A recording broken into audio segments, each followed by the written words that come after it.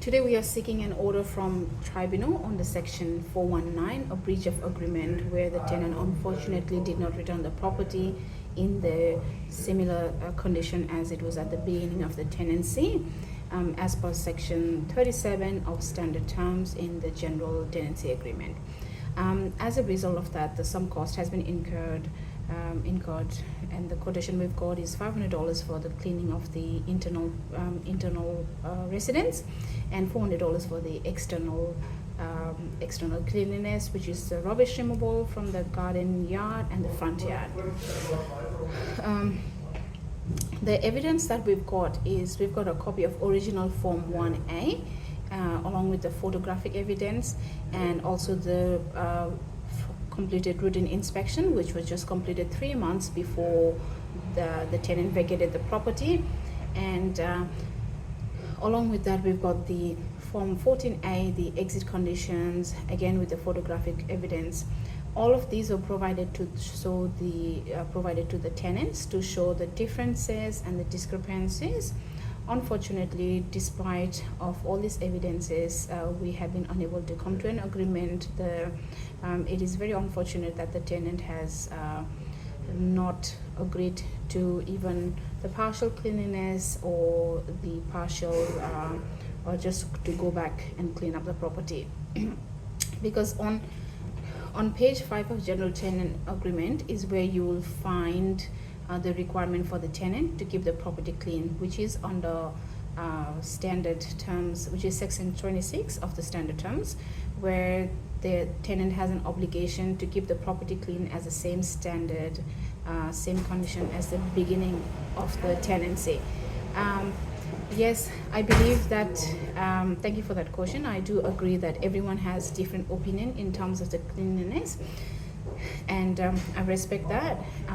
However, in this scenario, we have provided photographic evidence. As you can see, the shower was in the beginning of the entry report. You can see the shower was clean, the kitchen did not have any mold or any calcium buildup, the laundry area was clean. Whereas if you're looking into the exit report and the exit photographic, you can see there's mold in the shower, there's calcium buildup in the shower screens, and then orange grime on the tiles. And in the laundry, you can see the residue from the washing powder. The kitchen stove cooktop has food spills. The oven door is dirty. So based on that, even though I appreciate everyone's view of cleanliness is different, however, in this scenario, it's based on the evidence provided, it shows where the issue lies. Yes, thank you for the question. Yes, we did try to resolve this issue before, and I would love to resolve this issue before. And we even went through the RTA reconciliation process, and we tried really hard not to avoid and not end up in qcat situation. But despite our effort with the mediation between RTA, conciliator, and ourselves and the tenant, we have not been able to come to an agreement.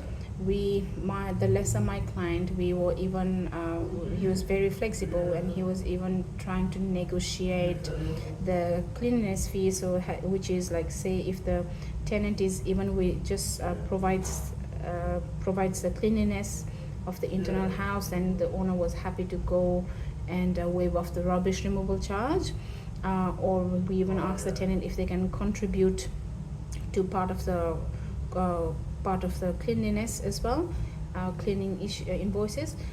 However, despite our best effort, the tenant has not agreed to any of it, and just pretty much just said to us, we'll see in court. So unfortunately, this is how we ended up here today.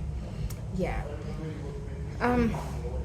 The desired outcome would be what we're seeking today is the $500 cleaning for the internal property, and $400 for the rubbish removal. We hope to receive so in order of $900 of order from tribunal, which is currently being held by the residential tenant authority. And I think we have provided, and we've got enough evidence to provide provide the claim, and then to justify that the claim money is reasonable. Yes. Thank you for the question. I get that asked that questions a lot. As an agency, we usually most of the time we try and deal with only the reliable tradesperson, the one that we have in the books, the one who are honest and who are reasonable in terms of quote as well. So, and not too overpriced. So in this case, what has happened is we've sent the photos to our cleaners, and based upon that, they've provided the amount of hours that might take for them to clean up. So, which in this case was about 6 hours. So that is how the quote was we received for the cleaning. And similar situation with the garden as well. We contacted our usual garden person, and he went through the photos, and then based on he said it can take anywhere from 5.5 to 6 hours. So the quote was based on that. Yeah. So just to reiterate again, the order we are seeking today from tribunal is section 419, the breach of agreement. It is our belief that the tenant has breached the agreement to the standard terms of general tenancy agreement. That is standard term 37, that is they have not returned the property in the same condition that was in the commencement of the tenancy, less fair and tear, fair wear and tear. Which in this case we do not believe that the cleanliness and the rubbish removal falls under the general wear and tear. We are also seeking an order for section 137, which is payment from the bond. We would like the tribunal to order $900 from the bond, which is currently being held by the residential tenant authorities. Thank you.